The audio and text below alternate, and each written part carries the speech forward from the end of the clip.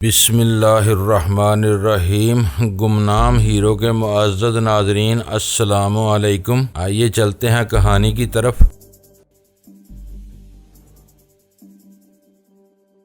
اول خان کا دیا ہوا آپریٹس میرے پاس موجود تھا اور میں ضرورت پڑنے پر شہر کے کسی بھی حصے سے اس سے رابطہ کر سکتا تھا۔ مجھے لے جانے والا ڈرائیور بہت کم گو اور ڈسپلن کا عادی معلوم ہوتا تھا۔ اس کی خاموشی کی وجہ سے مجھے راستے میں سوچنے کا موقع مل گیا اور میں اپنے ذہن میں بہت سے نقشے بناتا اور بگاڑتا ہوا اول خان کے گھر کے قریب جا پہنچا، جہاں میری گاڑی موجود تھی۔ اپنی گاڑی کو کشمیر روڈ کے راستے پر لاتے ہوئے میں راز المیڈا کے متوقع کمی کا ایک چکر لگانے کا فیصلہ کر چکا تھا۔ میرا خیال تھا کہ دن کے اجالے میں قرب و جوار کا گہرا جائزہ لینے کے بعد میں کارروائی کے وقت اور طریقہ کار کا بہتر تعین کر سکتا تھا۔ اپنے خیالات میں ڈوبا ہوا میں ڈیفنس کے اس علاقے میں پہنچ گیا، جہاں سے ایک سڑک سمندر کے تفریحی ساحل کی طرف اور دوسری ویران ساحل کی طرف جاتی تھی۔ میں نے سعودی قونصل خانے والے چوراہے سے اپنی کار دوسری سڑک پر ڈال دی۔ ساحل ویرانے کی طرف جانے والی وہ 2 ربیہ سڑک خاصی کشادہ تھی اور اس وقت راستے پر برائے نام ٹریفک چل رہا تھا۔ میں چاہتا تو تیز رفتاری سے درمیانی فاصلہ طے کر مطلوبہ مقام تک پہنچ سکتا تھا، لیکن میں رفتار میں غیر معمولی کمی بیشی کر کے غیر ضروری طور پر کسی کی نظروں میں آنے کا خطرہ مول نہیں لینا چاہتا تھا۔ سیاہ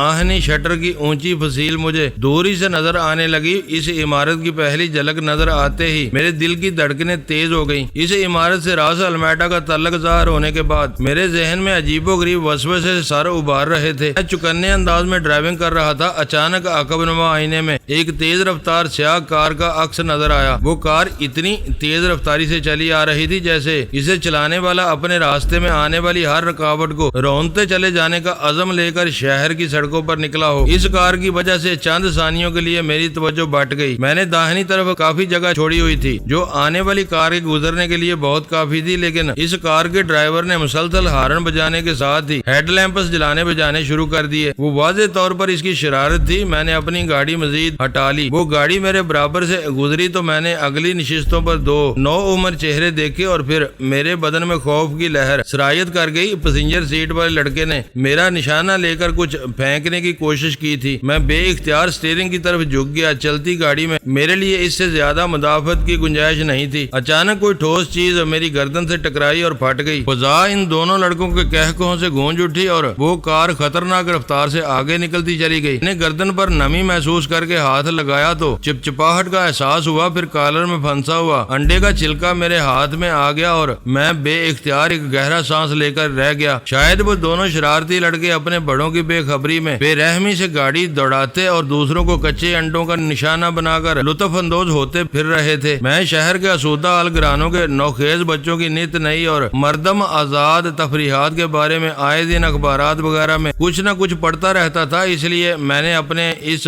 ناخوشگوار تجربے کو شہر کے اس علاقے کا ایک معمول سمجھ کر فوراً ہی ذہن سے جھٹک دیا۔ اس وقت تک میری گاڑی مطلوبہ عمارت کے سامنے پہنچ چکی تھی۔ ادھر نگاہ پڑتے ہی یہ دیکھ کر میرے ذہن کو جھٹکا لگا کہ اس عمارت کا ایک سیاہ شٹر تقریباً نصف بلندی تک زمین سے اٹھا ہوا تھا اور اس کے نیچے پیدا ہونے والی مستطیل سرنگ میں سے ایک دیو ایکل ٹرک نمودار ہو رہا تھا، جس کے عقب میں کنٹینر بردار ٹریلر بھی نظر آ رہا تھا۔ اس غیر متوقع منظر کو دیکھ کر میں چند ثانیوں کے لیے بوکھلا گیا۔ اس وقت عمارت کا ایک شٹر کھلا ہوا تھا۔ ٹرک کی ونڈ شیلڈ کے پیچھے 2 انسانی چہرے بہت حقیر نظر آ رہے تھے۔ کچھ پتہ نہیں تھا کہ اس تاریک سرنگ میں مزید اتنی نگراں آنکھیں موجود تھی۔ میں اس عمل کا جائزہ لینے کے لیے وہاں رکتا تو اپنے نادیدہ دشمنوں کی نگاہ میں آ سکتا تھا اور انہیں شکار کرنے سے پہلے خود ہی شکار ہو سکتا تھا۔ میں نے اپنی رفتار میں کمی کیے بغیر سخی مراد کی بتائی ہوئی ترتیب کو ذہن میں تازہ کیا اور یہ تعین کر لیا کہ وہ سڑک اور ٹریلر دوسرے گیٹ میں سے باہر نکل رہا تھا۔ آگے جا کر میں نے قدرے خطرہ مول لیا اور گاڑی کی رفتار کم کر کے عقب نما آئینے کو اس طرح ترچھا کر دیا کہ وہ ٹریلر مجھے نظر آتا رہے۔ ٹریلر اور اس پر لدے ہوئے کنٹینر کو کھینچنے والا اونچا ٹرک سڑک کے تقریباً وسط تک آ چکا تھا، لیکن ٹریلر کا کنٹینر کا آخری سرا غائب تھا۔ صاف ظاہر تھا کہ وہ 40 فٹ لمبا کنٹینر تھا جو اس پر اسرار اور مشتبہ عمارت سے کسی نامعلوم منزل کے لیے روانہ ہو رہا تھا۔ کنٹینر کی بغلی دیوار پر APL کے بڑے بڑے حروف، انگریزی حروف اور تقریباً چوکور پروں والے عقاب کی تصویر بھی مجھے عقب نما آئینے میں نظر آنے آنے لگی تھی۔ وہ امریکن پریزیڈنٹ لائن کا آہنی کنٹینر تھا جو اس ٹریلر پر لدا ہوا تھا۔ مجھے بے اختیار افغان کوچی کیمپ میں اپنی قید کے وہ ایام یاد آ گئے جب مجھے ایسے ہی ایک آہنی کنٹینر میں قید رہنے پر مجبور کر دیا گیا تھا، لیکن وہ خیال میرے ذہن سے فوراً ہی محو ہو گیا۔ جو کچھ گزر چکا تھا وہ ایک بھولا ہوا خواب تھا، لیکن میں اس وقت جو کچھ دیکھ رہا تھا وہ بہت سنسنی خیز اور ناقابل یقین تھا۔ سخی مراد نے اس عمارت کے چوتھے گیٹ کے اندرونی حصے کی جو کہانی سنائی تھی وہ بہت مختلف تھی۔ اس کا کہنا تھا کہ شٹر کے پیچھے صرف گاڑی پارک کرنے کی جگہ تھی، اس سے آگے ایک مضبوط دیوار نے راستہ مسدود کیا ہوا تھا، جبکہ میں دوسرے گیٹ سے 40 فٹ لمبے کنٹینرز میں ایک ٹرک کو نمودار ہوتے ہوئے دیکھ رہا تھا۔ اس کا مطلب تھا کہ اس عمارت کی بیرونی ساخت کی طرح اندرونی بناوٹ بھی بہت پرپیچ تھی۔ ہر گیٹ کے پیچھے تعمیراتی سہولتوں کا ایک بالکل مختلف سلسلہ پھیلا ہوا تھا، یا پھر سخی مراد کو نظر آنے والی کنکریٹ کی مضبوط دیوار محض ایک فریب تھی۔ اسے ضرورت کے مطابق آگے یا پیچھے سرکایا جا سکتا تھا۔ 20 فٹ اونچی اور کم و بیش اسی قدر چوڑی ایک دیوار اور اس سے ملحقہ کمروں وغیرہ کے بارے میں میرا آخری قیاس خود میری نظروں میں مضحکہ خیز تھا، لیکن میرے حریفوں کے لیے کوئی بات ناممکن نہیں تھی۔ جو کچھ نظر آ رہا تھا وہ خود بھی کم حیران کن نہیں تھا۔ پتہ نہیں راس المیڈا نے اس عمارت میں کون سا شیطانی کارخانہ لگایا ہوا تھا جس کی کوکھ میں ٹرانسپورٹ کی اتنی بڑی بڑی گاڑیاں سما سکتی تھی۔ وہ کنٹینر وہاں سے کیا لے جا رہا تھا، اس کی منزل کہاں تھی؟ میرے ذہن میں خیالات اور اندیشوں کی آندیاں سی چلنے لگی۔ میں نے جیب سے رومال نکال کر اپنی گردن صاف کی، انڈے کے چھلکے کے باقی ماندہ ٹکڑے کالر سے الگ کیے اور گاڑی واپس گھما لی۔ پورا ٹریلر باہر آ جانے کے بعد ٹرک شہر کی طرف جانے والے راستے پر مڑ رہا تھا۔ ٹریلر بڑے محیط میں گھوم کر سڑک پر سیدھا ہوا تو اس کے رفتار پکڑتے ہی میں نے بھی سست روی سے اپنی کار اس کے تعاقب میں ڈال دی۔ وہ عمارت جیسی بھی اور جہاں بھی تھی وہیں رہنی تھی، اسے کسی تلسماتی شبدے کے بغیر وہاں سے ہلایا نہیں جا سکتا تھا، لیکن وہ ٹرک اور ٹریلر ایک بار غائب ہو جاتے تو ان کا سراغ لگانا ناممکن ہو جاتا۔ اس خیال سے میں نے اس وقت عمارت کا جائزہ لینے کے بجائے کنٹینر بردار ٹریلر کا پیچھا کرنے کا فیصلہ کر لیا تھا۔ میرے لیے اس کارگو ٹرک کا تجربہ زیادہ پرانا نہیں تھا جو ماربل کے سامان کے ساتھ برودی کریٹ ایئرپورٹ لے گیا تھا۔ میں K9 مشن سے اس کارگو ٹرک کے گہرے تعلق کی بنا پر ٹریلر کے بارے میں سخت تشویش میں مبتلا ہو گیا تھا۔ پتہ نہیں راس المیڈا نے کراچی میں کیا چکر چلایا ہوا تھا کہ اس کی ہر بڑی سرگرمی میں بھاری ٹرانسپورٹ کی کارکردگی ضرورت سے زیادہ نمایاں تھی۔ میں اس عمارت کے سامنے سے گزرا تو اس کے چاروں در اس طرح بند تھے جیسے انہیں برسوں سے نہ کھولا گیا ہو۔ عمارت کے آس پاس کسی متنفس کا وجود نہیں تھا۔ کسی بھی چیز سے یہ اندازہ نہیں لگایا جا سکتا تھا کہ چند منٹ قبل ایک ٹرک اور ٹریلر کنٹینر لے کر وہاں سے نکلا تھا۔ اس وقت مجھے ان نو عمر رئیس زادوں پر سخت غصہ آیا جو سیاہ کار میں خرمستیاں کرتے پھر رہے تھے۔ اگر انہوں نے اہم موقع پر میری توجہ اپنی طرف مبذول نہ کرا لی ہوتی تو میں اس عمارت کا زیادہ گہرا مشاہدہ کر سکتا تھا، لیکن ان کی مداخلت سے وہ موقع ضائع ہو گیا تھا۔ گزری روڈ پر پہنچ کر میں نے دیکھا کہ اس گاڑی کی عقبی نمبر پلیٹ خشک کیچڑ اور مٹی میں اس بری طرح لتھڑی ہوئی تھی کہ اس کا نمبر نہیں پڑا جا سکتا تھا۔ میں چند گاڑیوں کے فاصلے سے اس ٹریلر کے پیچھے لگا رہا۔ ٹریلر کی اٹھی ہوئی کمانیوں، ٹرک کی رفتار اور اس پر لدے ہوئے کنٹینر کے شور سے مجھے جلد ہی احساس ہو گیا کنٹینر خالی تھا۔ K9 مشن کی تکمیل کے لیے ایک کارگو ٹرک بارودی کریٹ ایئرپورٹ لے گیا تھا اور اس مرتبہ 40 فٹ کے کنٹینر میں کچھ سازو سامان راس المیڈا کے ٹھکانے پر پہنچایا گیا تھا۔ اس زمانے میں کلفٹن کے علاقے کو بندرگاہ سے ملانے والا مائی کلاچی بائی پاس تعمیر نہیں ہوا تھا۔ وہ ٹرک کلفٹن کا پل عبور کر کے ہوشنگ روڈ، ڈاکٹر ضیاء الدین روڈ اور پھر PIDC ہاؤس والے پل سے گزر کر مولوی تمیز الدین خان روڈ پر مڑا تو مجھے اندازہ ہو گیا کہ وہ بندرگاہ کی طرف جا رہا تھا۔ کیماڑی کے نئے پل کو عبور کرنے کے بعد بھی میں اسی خوش فہمی میں مبتلا رہا۔ پھر اچانک ہی وہ ٹرک ٹمبر پاؤنڈ کی طرف مڑ گیا جہاں بدبودار پانی کی وسیع کھاڑیوں کے کنارے کئی شپنگ کمپنیوں کے سینکڑوں کنٹینر ہر وقت جمع رہتے ہیں۔ میں نے پورے راستے یہ احتیاط رکھی تھی کہ ڈرائیور یا کلینر کو اپنے تعاقب کا شبہ نہ ہونے پائے۔ اسی احتیاط کی وجہ سے میں ٹمبر پاؤنڈ والے راستے پر نہ مڑ سکا۔ اس وقت وہاں کوئی ٹریفک نہیں تھا۔ میں نے اگلے موڑ سے گاڑی واپس گھمائی اور گہری سوچوں میں غلطان دوبارہ اسی قلعے کی طرف روانہ ہو گیا جس کی فصیلوں کے پیچھے راس المیڈا رپوش تھا۔ مان فوراً مجھے اول خان کا دیا ہوا آپریٹس یاد آیا اور میں نے فوراً ہی اس پر اول خان سے رابطہ کرنے کی کوشش شروع کر دی۔ دوسری بار کال پر اول خان لائن پر آ گیا۔ تمہارا دوست بے ہوش ہو چکا ہے، اب اسے کراچی منتقل کرنے کی تیاری ہو رہی ہے۔ میری آواز پہچان کر اول خان نے خوش دلانہ آواز میں مجھے مطلع کیا اور میں کماڑی بلکہ بندرگاہ کے علاقے میں بھٹک رہا ہوں۔ اس کی آواز معدوم ہونے پر میں نے اس کی طرف سے لائن اوور ہونے کا انتظار کیے بغیر کہا، تم ڈیفینس سے وہاں کیسے پہنچ گئے؟ اس کی آواز تحیت عطا تھی۔ ستارے جہاں لے جائیں جانا پڑتا ہے، اس میں میری مرضی کا کوئی دخل نہیں ہے۔ راس المیڈا بھی خود کو ڈیوڈ اسٹار کہتا ہے۔ اگر تم اسی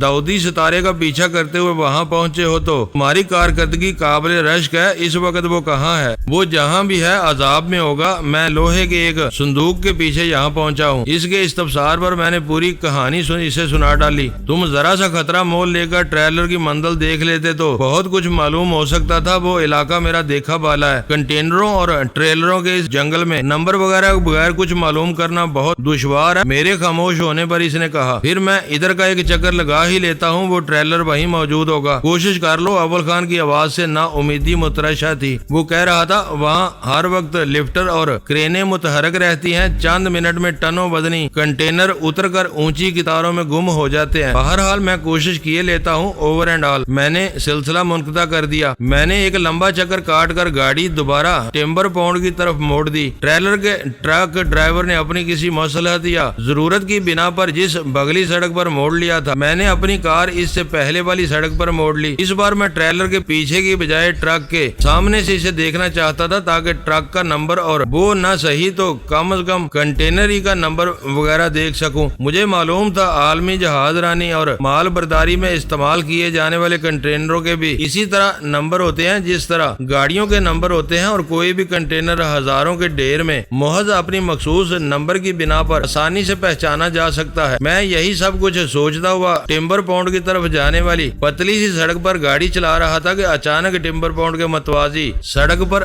داہنی طرف سے اچانک نیلے رنگ کا وہی ٹرک اور ٹریلر نمودار ہوا جو میں راستے پر دیکھتا چلا آیا تھا۔ ٹریلر پر وہی کنٹینر بدستور لدا ہوا تھا۔ اس طویل گاڑی کو جوں کا توں دیکھ کر میرا ماتھا ٹھنک گیا۔ وہ خالی کنٹینر وہاں اتارنے کی بجائے کچھ چھوڑنے آئے تھے یا پھر اپنے تعاقب کا اندازہ لگانے کے بعد کسی مقصد کے بغیر اس طرف مڑ گئے تھے۔ شاید وہ وہاں رک کر کسی میرا انتظار کرتے رہے اور پھر میدان صاف پا کر اصل منزل کی طرف چل پڑے تھے۔ میں نے اس ٹرک اور ٹریلر کو پہچانا اور ڈرائیور نے اسی لمحے میری گاڑی کو پہچان لیا۔ ایک غضبناک آواز کے ساتھ اس مہیب گاڑی کی رفتار یک بہ یک تیز ہو گئی۔ ٹرک نے بائیں طرف مڑنے کی بجائے اس بار میری گاڑی کا رخ کیا تھا۔ یوں محسوس ہو رہا تھا جیسے وہ ڈرائیور بے رحمی کے ساتھ مجھے کار سمیت اپنے وزنی ٹرک اور ٹریلر کے پہیوں کے نیچے روند ڈالنے کا فیصلہ کر چکا تھا۔ میرے پاس اتنا وقت نہیں تھا کہ میں گاڑی روک کر اسے پیچھے لے جانے کی کوشش کرتا۔ گاڑی رکنے سے پہلے ہی ٹرک مجھے پیس ڈالتا۔ میرے پاس نجات کی بس ایک ہی راہ تھی۔ میں نے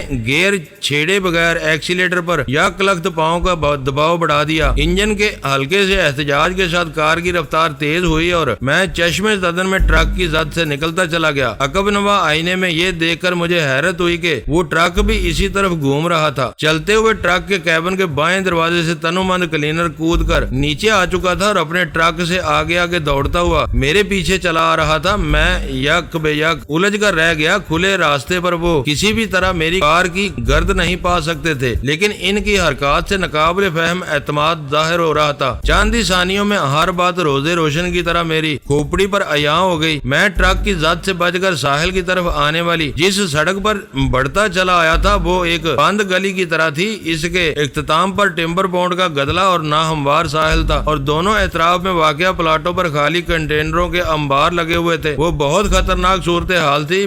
پیچھے ٹرک اپنے ٹریلر سمیت کسی دیو پیکر افرید کی طرح چلا آ رہا تھا۔ آگے وسیع سمندری کھاڑی تھی۔ جس کار نے مجھے ٹرک کے نیچے آنے سے بچایا تھا وہ اچانک ہی اپنی افادیت کھو بیٹھی تھی۔ میں نے پوری قوت سے بریک لگا دیے، کلچ دبائے بغیر رفتار ختم کرنے کی کوشش کے نتیجے میں پوری کار نے 2-3 شدید جھٹکے لیے اور انجن دڑا کر بند ہو گیا۔ میں نے دروازہ کھول کر پھرتی سے نیچے چھلانگ لگا دی۔ اسی وقت ٹرک کے دوڑتے ہوئے کلینر نے چند مغلظات بکتے ہوئے مجھے رکنے کا حکم دیا۔ میں نے اس کی طرف دیکھنے کی زحمت کیے بغیر کنٹینروں سے بھرے ہوئے ایک پلاٹ کی طرف دوڑ لگا دی۔ میرے فرشتوں کو بھی اندازہ نہیں تھا کہ میری وہ جدوجہد غیر متوقع طور پر اس قدر خطرناک رخ اختیار اختیار کر لے گی، اس ٹرک کا ڈرائیور اور کلینر یقینی طور پر راس المیڈا یا اس کے ساتھیوں کے پکے جان نثاروں میں شامل تھے۔ انہیں اپنے مشن کی اہمیت اور افادیت کا اندازہ تھا اور وہ اپنا راستہ کاٹنے والے کو سرد مہری کے ساتھ موت کے گھاٹ اتارنے پر تلے ہوئے تھے۔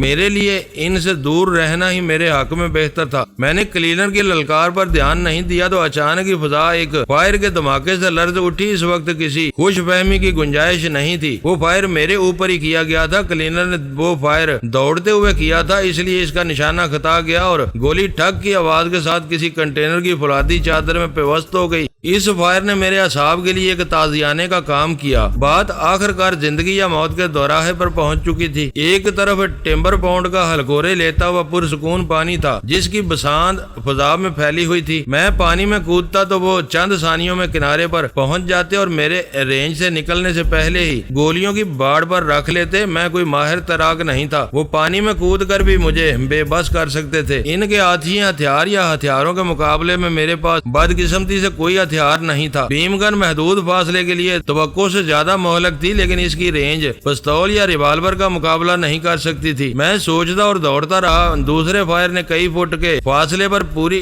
زمین سے دھول اڑائی تو میں کئی منزلہ کنٹینروں کی دیوار تک پہنچ چکا تھا۔ میں نے دور ہی سے بھانپ لیا تھا کہ سارے کنٹینر مختلف بلاکوں کی صورت میں ذخیرہ کیے گئے تھے۔ ہر بلاک 8-10 کنٹینروں کی لمبائی اور چوڑائی پر مشتمل تھا اور ان اونچے نیچے بلاکوں کے درمیان کئی فٹ کا فاصلہ موجود تھا۔ میں دوڑتا ہوا ایسے ہی قریب ترین خلا میں گھس گیا۔ کھلی فضا کے مقابلے میں وہ تنگ سی آہنی گلی محفوظ ہونے کے ساتھ خطرناک بھی تھی۔ کنٹینروں کی مشینی ساخت کی وجہ سے پوری بلندی تک ان گلیوں کی چوڑائی یکساں تھی، لیکن ان میں اوپر سے آنے والی روشنی ناکافی تھی۔ میں ملگجے سے اجالے میں دوڑتا رہا، پھر پہلا بغلی راستہ نظر آتے ہی اس میں مڑ گیا۔ مجھے معلوم تھا کہ وہ دونوں ان پر ہول آہنی گلیوں میں بھی میرا تعاقب کریں گے۔ اگر میں سیدھا بھاگتا رہتا تو وہ پیچھے سے ایک ہی فائر کر کے مجھے ڈھیر کر سکتے تھے۔ مجھے اپنے پیچھے ان دونوں کی مشتعل آوازیں سنائی دے رہی تھی، لیکن اس دوران میں اتنے موڑ گھوم چکا تھا کہ مجھے خود بھی سمت کا کوئی ادراک نہیں رہا تھا۔ کنٹینروں کے جنگل میں بنی ہوئی بھول بھلیاں نے وقتی طور پر مجھے اپنی پناہ میں لے لیا تھا۔ بھاگتے بھاگتے میرا ایک پیر کسی کچھ نرم اور لجے جسموں پر پڑا۔ کمزور آوازوں کے شور میں کوئی غضبناک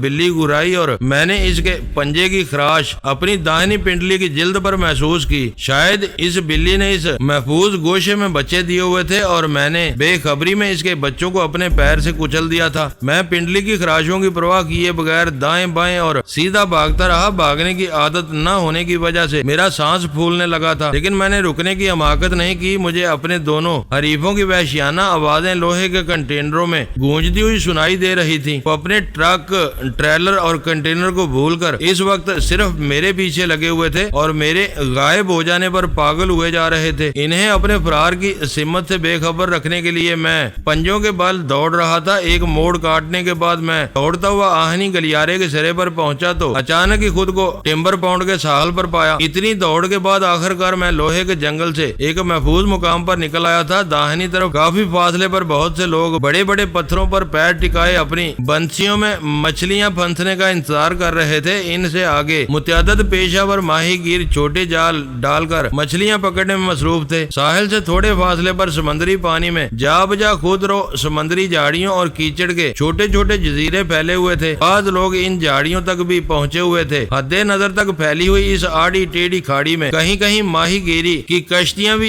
ایک جگہ ٹھہری ہوئی نظر آ رہی تھی۔ باہر کے ان مناظر پر ایک سرسری نظر ڈال کر میں اپنی نکاسی کے راستے میں 2 قدم اندر سمٹ آیا۔ اگر میرے دشمن آتشی ہتھیاروں سے لیس نہ ہوتے تو میں ان سے تصادم کا خطرہ مول لے کر اپنی فرار کی کوئی نہ کوئی راہ نکال سکتا تھا، لیکن ان کے تیور بہت خراب تھے۔ دیکھتے ہی مجھے گولی مارنے پر تلے ہوئے تھے۔ وہ آسانی سے میری واپسی کا راستہ دیتے ہوئے نظر نہیں آ رہے تھے۔ ان حالات میں میرے سامنے 2 ہی راستے رہ گئے تھے کہ ان ہی کنٹینروں کے درمیان چھپ کر اندھیرا پھیلنے کا صبر آزما انتظار کروں اور اندھیرا پھیلنے پر چوری چھپے وہاں سے نکلنے کی کوشش کروں۔ متبادل صورت ایک ہی تھی کہ کار تک رسائی کا خیال ذہن سے نکال کر میں ٹمبر پونڈ ग्राउंड के गंदे और अफौनत ज़दा पानी में छलांग लगा दूं और तैर कर किसी महफूज किनारे तक पहुंचने की कोशिश करूं। आबी रास्ता इख्तियार करने में कई कबाहतें थी। पानी से भीमगन को कोई नुकसान न पहुंचता, लेकिन अव्वल खान का ऑपरेटस भीग कर कतई नकारा हो जाता और मैं राब्ते की इस वाहिद सहूलत से भी महरूम हो जाता। दूसरी दुश्वारी ये थी कि पूरे लिबास और जूतों के साथ समंदर में तैराकी आसान नहीं थी। ये हरकत मुझे हर तमाशाई की तवज्जो का मरकज बना सकती थी। मैं लिबास को खैरबाद कहकर ज़ेरे जामों में भी वो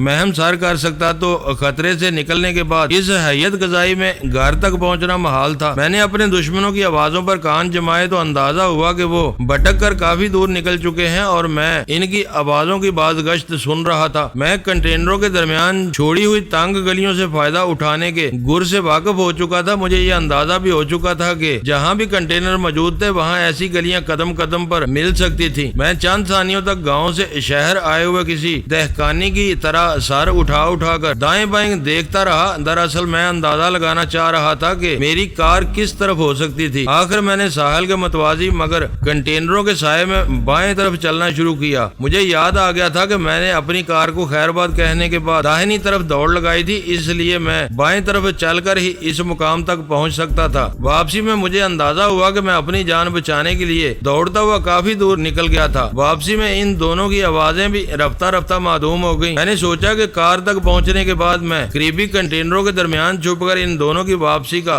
इंतजार करूंगा और मौका मिला तो इस दौरान में ऑपरेटर्स पर अव्वल खान से राब्ता करके इसे बता दूंगा कि इसका मशवरा मुझे कितना महंगा पड़ा था। एक सिरे पर पहुंचने के बाद आखिरकार मुझे अपनी गाड़ी नजर आ गई। वो सड़क के तकरीबन वस्त में इस तरह खड़ी हुई थी जिस तरह मैंने इसे छोड़ा था। फर्क सिर्फ ये पड़ा था कि ट्रक ड्राइवर ने अपनी फितरी खबासत का मुजाहरा करते हुए ट्रक के अगले हिस्से से जरब लगाकर मेरी कार का पिछला हिस्सा पिचका दिया था। इन दोनों का दूर दूर तक पता नहीं था, मगर मैंने कार के करीब जाना मुनासिब नहीं समझा। मैंने दूर ही से ये राय कायम की थी कि बॉडी को नुकसान पहुंचने के बावजूद शायद मेरी गाड़ी चलने के काबिल थी। गाड़ी और ट्रक वगैरह पर नजर रखने के लिए क्लीनरों का अकबी साहिली हिस्सा बिल्कुल नामुनासिब था। इस तरफ कमीगाह से बाहर आने का खतरा मोल लिए बगैर कुछ देखना मुमकिन नहीं था। मेरे छुपने के लिए वही रुख बेहतरीन था जिधर से मैं इन दोनों को जुल देकर फरार हुआ था। मैंने पूरी एहतियात से कुर्बो जवार का जायजा लिया, भीमगन हाथ में संभाली और मैदान साफ देखते ही पंजों के बल अपने मतलूबा रुख पर दौड़ना शुरू कर दिया। मैं फैसला कर चुका था कि पहला खला नजर आते ही वहां घुस जाऊंगा और फिर इत्मीनान से अपने दुश्मनों की वापसी का इंतजार शुरू कर दूंगा। मुझे अपनी राह में किसी रुकावट के हायल होने का जरा भी अंदेशा नहीं था, इसलिए मैं तकरीबन दौड़ता हुआ ही पहली तंग गली में दाखिल हुआ और बुरी तरह किसी से उलझ गया। अगर दोनों तरफ चुने हुए कंटेनर बहुत करीब न होते तो शायद मैं बुरी तरह मुंह के बल गिरा होता, लेकिन मैंने बरवक्त कंटेनरों की अमूदी नालियों में हथेलियां फंसाकर खुद को संभाल लिया। इस बार मेरे पैरों में आने वाली बिल्ली के बच्चे नहीं बल्कि दो मजबूत इंसान थे। इनमें से एक बैठा हुआ था। मेरी गैर इरादी ठोकरें और घुटनों की जरबात से वो बुरी तरह बिलबिलाया था। मेरा दाढ़ उसके साथी के बदन और चेहरे से टकराया था। वो दोनों ही गंदी गंदी गालियां बक रहे थे। मेरे लिए वो आवाजें अजनबी नहीं रही थी। ये मुकद्दर की सितम जरीफी थी कि मैंने जो हिकमत अमली सोची थी वो दोनों पहले से इस पर अमल किए बैठे थे और मुकद्दर की गर्दिश ने हम तीनों को इस तंग जगह में यकजा कर दिया था। मेरी नागहानी बोझ और तसादम से वो दोनों बुरी तरह बुखलाए हुए थे। मैंने एक सेकंड के 1000वें हिस्से में पहल का फायदा उठाने का फैसला कर लिया। खड़ा हुआ हरीफ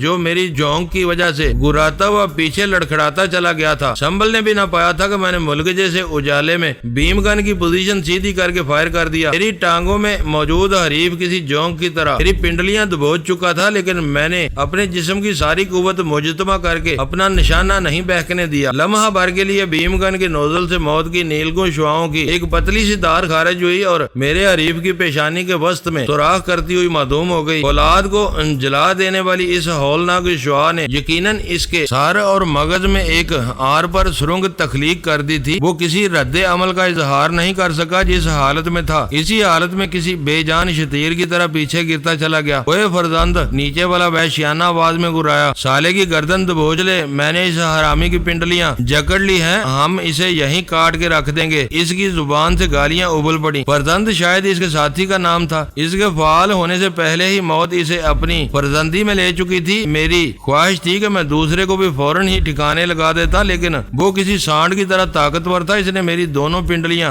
जोड़कर मेरे पैर जमीन से उखाड़ दिए थे और मैं अपना तवाज़ुन बरकरार रखने اٹھانے کے لیے دونوں ہاتھوں سے کنٹینروں کا سہارا لینے پر مجبور ہو گیا تھا۔ اس وقت مجھے لمحہ بھر کی بھی مہلت ملتی تو بھیم گن کا نوزل اوپر سے اس کی کھوپڑی پر جما کر پلک جھپکتے میں اس کا کام تمام کیا جا سکتا تھا۔ میں پوری طاقت صرف کر کے اپنی پنڈلیاں اس کی گرفت سے نکالنے کی کوشش کر رہا تھا، لیکن اس نے کسی طاقتور ناگ کی طرح اپنے بازوؤں کو بل دے کر میری پنڈلیوں کو اپنے پیٹ اور سینے سے لگا لیا تھا۔ یک بہ یک مجھے احساس ہوا کہ اس کے بازو میری گھٹنوں کے پیچھے لپٹے ہوئے تھے اور میں اپنے پیروں کو کسی حد تک آگے پیچھے ہلا سکتا تھا۔ میں نے بلا تردد اس کے زیر ناف حصے میں ہلکی سی دائنی ٹھوکر لگائی۔ اس گرفت میں رہتے ہوئے میں اس سے زیادہ کاری وار کر ہی نہیں سکتا تھا۔ میری ٹھوکر ٹھیک نشانے پر لگی، اس کے حلق سے او کی بے ساختہ آواز برآمد ہوئی۔ لمحہ بھر کے لیے اس کی گرفت کمزور ہوئی اور میں نے اچھل کر اپنی دونوں پنڈلیاں اس کے بازوؤں کے حلقے سے آزاد کرا لی، مگر اس کوشش میں بدقسمتی سے بھیم گن میرے ہاتھ سے چھوٹ گئی۔ میں چند قدم پیچھے لڑکھڑانے کے بعد سنبھلا تو میرا حریف بہت تیزی سے اپنے قدموں پر اٹھ چکا تھا۔ فرزند کی مسلسل خاموشی سے اس نے خطرے کا ادراک کر لیا تھا۔ دوسری طرف میری فکر مندی میں اضافہ ہو گیا تھا۔ وہ کسی آتشی ہتھیار سے لیس تھا اور میں بھیم گن گرانے کے بعد بالکل نہاتا رہ گیا تھا۔ بھیم گن مجھے نظر آ رہی تھی لیکن اسے اٹھانے کا موقع نہیں تھا۔ مجھے اپنے حریف کی آنکھوں میں سراسیم کی نظر آنے لگی تھی۔ شاید وہ مڑ کر بھاگ نکلنے کے چکر میں تھا۔ وہ بھاگ نکلنے میں کامیاب ہو جاتا تو چند قدم دور جانے کے بعد پلٹ کر مجھے آسانی سے گولی مار سکتا تھا۔ ہم دونوں خالی ہاتھ ایک دوسرے کو کینہ توز نظروں سے گورتے رہے۔ ہمارے درمیان کئی قدم کا فاصلہ تھا۔ میرے پیچھے سڑک پر نکاسی کا راستہ تھا اور میرے حریف کے عقب میں فرزند کا بے جان جسم سدے راہ تھا۔ اسے علم نہیں تھا کہ وہ فرزند ہمیشہ کے لیے اس کا ساتھ چھوڑ چکا تھا۔ اس نے اچانک پلٹ کر بھاگنے کی کوشش کی۔ میں اس کے پیچھے لپکا لیکن وہ میرے پہنچنے سے پہلے ہی فرزند کے پہلو میں الجھ کر اس پر ڈھیر ہو گیا۔ پیچھے سے میں اس پر ٹوٹ پڑا۔ رنگ جگہ میں ہونے والی وہ لڑائی بہت خون آشام ثابت ہوئی۔ کئی سیکنڈ تک ہم فرزند کے بے جان جسم پر لڑتے رہے اور پھر یکا یک مجھے موقع مل گیا۔ میں نے اس کے بال پکڑ کر اس کا سر قریبی کنٹینر کی آہنی دیوار سے دے مارا۔ ایک آہنی جھنکار کے ساتھ اس کی گراہٹ ابری۔ اس کے بعد میں نے اس کے چہرے اور کن پٹیوں پر تابڑ توڑ مکوں کی بوچھاڑ کر دی۔ وہ میری توقع سے کہیں زیادہ سخت جان ثابت ہوا۔ میرے اعصاب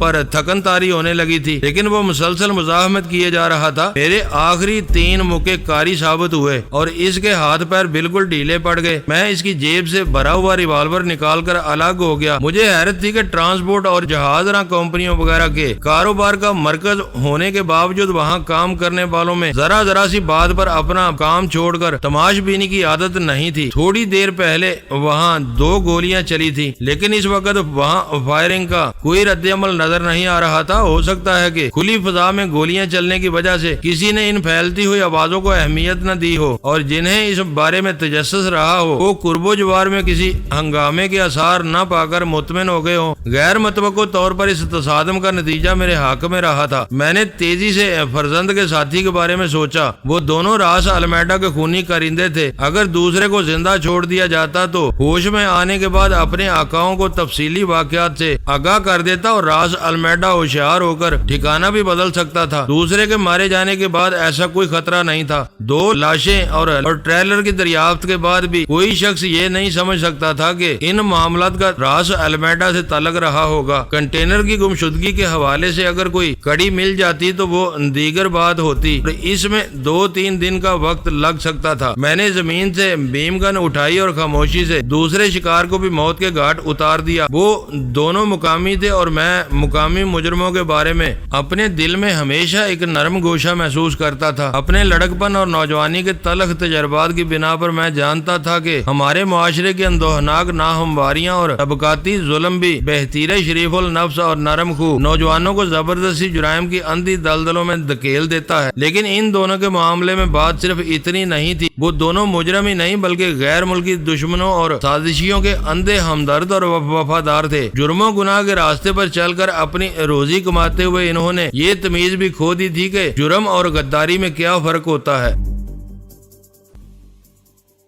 معزز ناظرین، لائک کریں، شیئر کریں اور کمنٹس باکس میں پاک آرمی زندہ باد، پاکستان پائندہ باد کا نعرہ ضرور درج کر کے اپنے ملک پر فخر کریں اور پاکستان کی بنیادیں مضبوط کرنے میں اپنا کردار ادا کریں۔ ویڈیو دیکھنے کا شکریہ۔ معزز ناظرین، اپنا خیال رکھیے گا اور ہمارے چینل کا بھی۔ ISI پاک آرمی زندہ باد، پاکستان پائندہ باد۔